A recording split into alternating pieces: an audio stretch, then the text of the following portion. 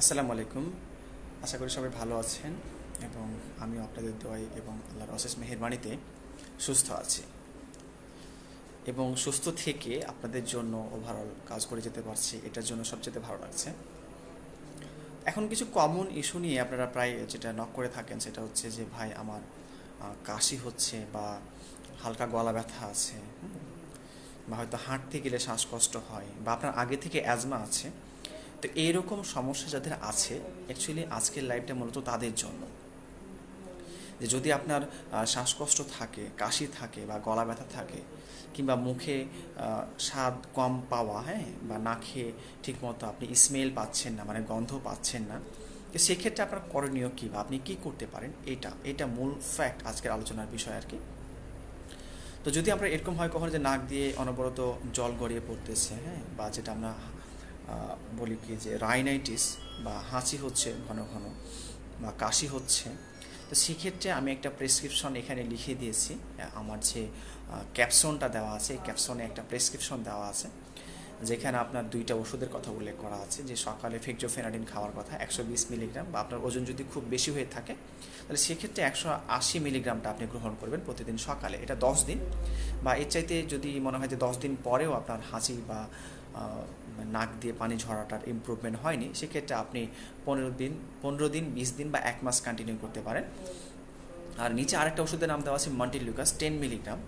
এই 10 মিলিগ্রাম যে ওষুধটা আছে এটা আপনি টানা 1 মাস খাবেন, হ্যাঁ, এটা রাতে একটা করে 10 মিলিগ্রাম। তো এখন যেটা হচ্ছে আপনাদের কমন যে প্রশ্নগুলো থাকে সেগুলোর একটা কমন সলিউশন এখানে একটা দেওয়া হয়েছে।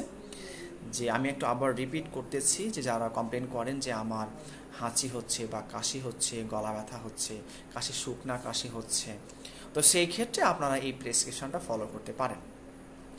আচ্ছা, এবার চলে আসি যারা আগে থেকে অ্যাজমা রোগী, তারা কি করবে এখন বর্তমানে। যারা আগে থেকে অ্যাজমা রোগী, যদি আপনি ইনহেলার ব্যবহার করেন তাহলে আপনার এই যে বেক্সিটল এফ, এটা আপনি কন্টিনিউ করবেন। আর বেক্সিটল এফ ব্যবহারের ক্ষেত্রে আপনার একটা নির্দেশনা দেওয়া আছে যে আপনি এটা প্রত্যেকবার ব্যবহার করার পরে আপনি হচ্ছে ওই গড়গড়া করবেন বা কুলি করবেন, যাতে মুখের মধ্যে সেকেন্ডারি কোনো ইনফেকশন না হয়।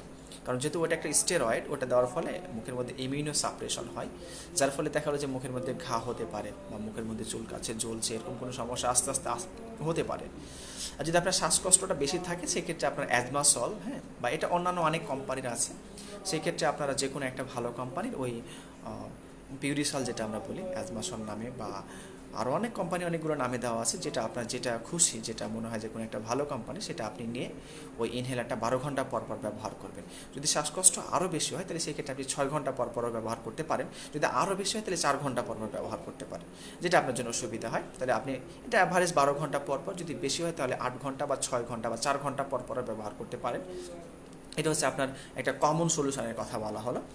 আর যদি জ্বর থাকে সেক্ষেত্রে আপনি কী করবেন। জ্বর থাকলে অবশ্যই আপনাকে প্যারাসিটামল খেতে হবে। প্যারাসিটামল খাওয়ার ডোজটা আমি ইতিমধ্যে বেশ কয়েকবার বলেছি, যে প্যারাসিটামল খাওয়ার নিয়ম হচ্ছে যে বডি ওয়েট, মানে যত একটা মানুষের ওজন যত কেজি, শারীরিক ওজন যত কেজি, প্রত্যেক কেজির জন্য হচ্ছে 15 মিলিগ্রাম করে, 15 মিলিগ্রাম করে, এটা ম্যাক্সিমাম। আর মিনিমাম হচ্ছে 10 মিলিগ্রাম করে। তো এখন ধরুন একটা মানুষের ওজন হচ্ছে 50 কেজি, তাহলে 10 মিলিগ্রাম করে হলে হচ্ছে তাকে দিতে হবে মিনিমাম 500 মিলিগ্রাম। আর যদি 15 করে তুলি তাহলে 5 15 75 মিলিগ্রাম। তাহলে অনেক সময় যদি ম্যাক্সিমাম ডোজটা নেওয়ার চেষ্টা করেন, যদি আপনার ওজন 50 কেজি হয়, তাহলে আমি সাধারণত সাজেস্ট করি যে 1.5টা করে প্যারাসিটামল খাওয়ার জন্য।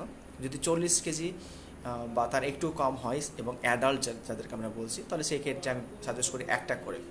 আর যদি 60 কেজি বা তার বেশি হয় তাহলে আমি সাজেস্ট করি 2টা করে খাওয়ার জন্য, 6 ঘন্টা পর পর জ্বর থাকলে বা যদি শরীর ব্যথা থাকে এটা করতে পারেন। এরপরেও যদি মনে হচ্ছে যে আপনার অবস্থার ইমপ্রুভমেন্ট হচ্ছে না, ও আচ্ছা, যেটা বলি যে প্যারাসিটামল অবশ্যই ভরা পেটে খাবেন। আর যেহেতু প্যারাসিটামল যখন খাওয়া শুরু করবেন, এটা একটা পেইন কিলার, এটার জন্য আপনার স্টোমাকের অ্যাসিড সিক্রেশনের যে বিষয়টা আছে, এই বিষয়ে যেটা অ্যাসিডিটি ডেভেলপ করার একটা চান্স থাকে বা আলসারেশনেরও চান্স হয়ে যায় অনেক সময়, সেক্ষেত্রে আপনাকে অবশ্যই একটা করে গ্যাসের ওষুধ ওমিপ্রাজল বা ইসোমিপ্রাজল, এটা সকালে একটা করে খাবেন, দিনে একটা করে খাওয়া যথেষ্ট, এর থেকে বেশি খাওয়ার দরকার নেই। প্যারাসিটামল 7 দিন ম্যাক্সিমাম কন্টিনিউ করতে পারেন। এর মধ্যেও যদি আপনার জ্বরের ইমপ্রুভমেন্ট না হয়, মানে আপনার জ্বর ভালো না হয়, সেক্ষেত্রে আপনি যে কাজটা করতে পারেন সেটা হচ্ছে আপনি একটা হটলাইন যেগুলো থাকে আইইডিসিআর বলেন বা অন্যান্য ক্ষেত্রে, বা আশেপাশে যে করোনা বুথ যেগুলো আছে যেখানে আপনার সহজলভ্য হয়, যেখানে আপনার স্যাম্পলটা দেওয়া, বা যেখানে কল করলে মনে হয় যে আপনার স্যাম্পলটা আপনার বাসা থেকে নিয়ে যাবে, এরকম একটা জায়গায় কল করবেন বা ওরকম একটা জায়গায় যোগাযোগ করবেন। করার পর আপনার স্যাম্পল দিয়ে আপনি একটু ওয়েট করবেন। মনে রাখবেন যে আপনার হাঁচি, কাশি, সর্দি, হ্যাঁ, যে কোনো কিছু একটা এখানকার হতে পারে এটা সিজনাল ফ্লু, হ্যাঁ, অথবা এটা করোনা ভাইরাসের লক্ষণ। হঠাৎ করে নাকি গন্ধ পাচ্ছেন না, মুখে স্বাদ পাচ্ছেন, এগুলো কিন্তু করোনা ভাইরাসের লক্ষণ। তো ওভারঅল যদি আমরা সতর্ক থাকি তাহলে হয়তো বা আমরা এই খারাপ পরিস্থিতির দিকে যেটা আমরা যাচ্ছি, দেখলাম আজকে 3,000 ক্রস করেছে, হয়তো এটাতে অনেকে অবাক হচ্ছেন যে এতগুলো করোনা রোগী, কিন্তু আসলে বাস্তবে এটা অবাক হওয়ার মতো তথ্য না, এর থেকে আরও ভয়ঙ্কর কিছু অপেক্ষা করছে। এটা অনেকটা আইসবার্গ ফেনোমেননের মতো আমি বারবার যেটা বলি, যে একটা যদি বরফের বড় আইসের একটা বার্গ বা বড় বড় একটা টুকরা যদি পানিতে ছেড়ে দেন, তাহলে মাত্র 10 ভাগের 1 ভাগ উপরে ভাসে আর 9 ভাগে ডুবে থাকে। তো এই যে 1 ভাগ উপরে ভাসতেছে, 9 ভাগ ডুবে আছে, যদি এই 1 ভাগ 30,000 হয়, তাহলে বাকি 9 ভাগ মিলে আপনি হিসাব করে দেখ, 3,000 হয়, তাহলে 30,000 হওয়ার সম্ভাবনা আছে একদিনে রোগী শনাক্ত হওয়ার। তাহলে বুঝতেই পারছেন যে আপনি কী দেখতে পাচ্ছেন, হামেশাই মানে বাস্তবে যা দেখতে পাচ্ছেন আর এটার অ্যাকচুয়াল চিত্র কী আসতে পারে সেটা সম্পর্কে একটা ভালো আইডিয়া পেয়ে যাচ্ছেন। তো সব মিলিয়ে এটুকুই আপনাদের প্রতি পরামর্শ, যারা কমন ইস্যু নিয়ে আমাকে প্রায়শই মেসেজ করছেন বা কমেন্ট করছেন যে আপনার এই প্রবলেমগুলোর জন্য কী করতে পারে, তাদের জন্য এই লাইভটা। সো ফলো করুন এবং যদি এটা সম্ভব হয় শেয়ার করে নেবেন। হ্যাঁ, এখানে যে ক্যাপশনটা আছে এটা আপনার জন্য অনেক বেশি উপকারে আসবে। So follow the advice. If you wish to have better treatment, you can contact with a better doctor. আরও বেস্ট ডক্টর আছে, আরও স্পেশালিস্ট আছে, এটা আপনারা কন্ট্যাক্ট করতে পারেন। তো যেটাই করুন না কেন, ওভারঅল নিজের যত্ন নিন। হ্যাঁ, বাইরে বের হওয়ার ক্ষেত্রে মাস্ক পরুন, বাইরে থেকে আসার পর একটু ভালো করে হাত ধুবেন, চোখে, নাকে, মুখে হাত নিয়ে যাওয়ার আগে আপনি ভালো করে হাতটা ধুয়ে ফেলবেন। একটা কথা মাথায় রাখবেন যে আপনার আশেপাশে যে 2 ধরনের করোনা রোগী থাকতে পারে, একটা হচ্ছে সিমটোমেটিক, যারা সিমটমস আছে, হ্যাঁ, লক্ষণ আছে তারা, আর একটা হচ্ছে সিমটমলেস। তো সিমটমলেস যারা, তারা সাধারণত ওভারঅল মনে রাখতে হবে যাদের শরীরে করোনা আছে তারা প্রত্যেকে করোনা ছড়াতে সক্ষম, তবে সিমটম যাদের আছে তারা বেশি ছড়ায় আর কি, যেমন কথাবার্তা, হাঁচি, কাশি, তাদের যেহেতু এগুলো বেশি হয়, হাঁচি, কাশি বেশি হয়, সো তাদের শরীর থেকে এই যে নাক বা মুখ দিয়ে ভাইরাসের মানে ভাইরাস বেশি বের হয়। আর যাদের সিমটম নাই তাদেরও কিন্তু কথাবার্তার মাধ্যমে ভাইরাসগুলো স্প্রেড করতে পারে। সো তারা যদি মাস্ক পরে তাহলে কিন্তু ভাইরাসগুলো আটকা পড়ে। সো যখন সে ভাইরাস মানে মাস্ক পরবে সেখানে কিন্তু 80% ভাইরাস মোটামুটি আটকে যাবে। তাহলে বাকি আরও থাকছে 10% বা 20% মতো, হ্যাঁ, এরকম থাকতে পারে চান্স আপনার। যখন আপনিও মাস্ক পরবেন তাহলে আপনিও মোটামুটি সেফ। সো যদি আমরা একটু নিরাপদ থাকি বা সেফ থাকার চেষ্টা করি, সেক্ষেত্রে কিন্তু আমরা অনেকটা এই মহামারী সিচুয়েশানে আসার আলো দেখতে পাচ্ছি বা দেখতে পাবো বলে বিশ্বাস।